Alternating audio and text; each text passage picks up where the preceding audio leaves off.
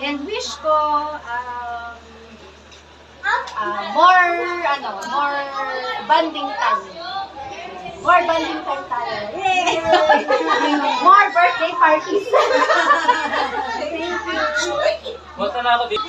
One thing, bale si Milet, ang bale nung una kong nakita siya, tahimik, ano, pero nakita ko na, she's very eloquent. Bale, not just eloquent na marunong magsalita, pero eloquent in a way na alam niya ang ginagawa. And, yun. It doesn't mean na always correct naman siya, ganun kasi si Milet kasi, kahit na marami siyang alam, pero para pa rin siyang bata na nagsisik ng advice, gano'n, at yung ina-admit niya na, ay, ganun pala yun. Ganun si Milet, and I really appreciate that, Milet, inspired. Like, sabi nga nila, you keep your feet on the ground.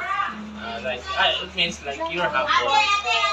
So yun, Milet, wish ko you stay humble. Yes. Alam ko, ano daw ang ginagawa ni God sa humble, nililipa. Yes. Ayun. Happy birthday. Yay! Si Uncle na ba? Si Uncle? Sana mag-document mo na daw. One thing, appreciate ko, tita. Papa. Alam mo yan, Gusto mo pakinggan? walang itinatawag. Papa louder. Papa louder to. Siyempre, pag nakikita mo na yan, kasi reaction mo, alam mo lang ginagawa mo.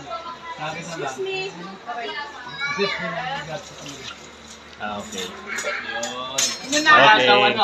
Wala daw katangian na naiiba sa inyong lahat. Dahil pare-pareho lang ang tingin niya sa inyo. Pero, Pero sa akin. Si Mama. Si Mother. Sila lahat babae, di ba? Only one. Di ba, pag nag-birthday kayo, meron din kayo. Birthday niyo muna. Similat mo muna, tita. Oh, sige. Similat lang muna. Siya lang muna. Similat tita. Milet. Ay mo yan, ma. Kamay ka muna. It's your turn. Ikaw muna, Net.